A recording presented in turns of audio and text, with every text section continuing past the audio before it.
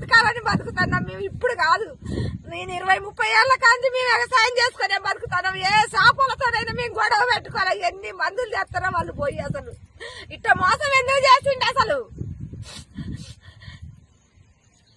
బావ కొడుకు ఇట్నే లాస్ వస్తేనే మందు తాగబడి చచ్చిపోయిండు. అసలే హార్ట్ అటాక్ వచ్చి చచ్చిపోయిండు మా బావ కొడుకు. ఇట్నే వ్యవసాయాల లాస్ వస్తే మా వెంకట్రావు అంతా ఉన్నోడే చచ్చిపోయిండు. అది ఇది ఈ రకంగా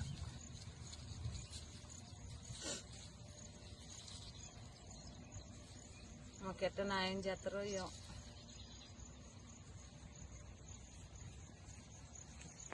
ఇది నేను చేసేది చెప్పు మరా. నేను అసలు చేపు పోయినా నా పిల్లగాడు పోతాను చదువుకున్నాడు అనుకోక ఇప్పుడు 6-7 ఎకరాలు వేసినాం, 14 ప్యాకెట్లు వేసినాం. నేను మెల్ల తాడుకుదా పెట్టి ఇగో ఈ తాడుకుదా పెట్టి నేను తెచ్చి 45,000 ఇచ్చి నా కొడుకు ఇచ్చి పంపించిన నేను.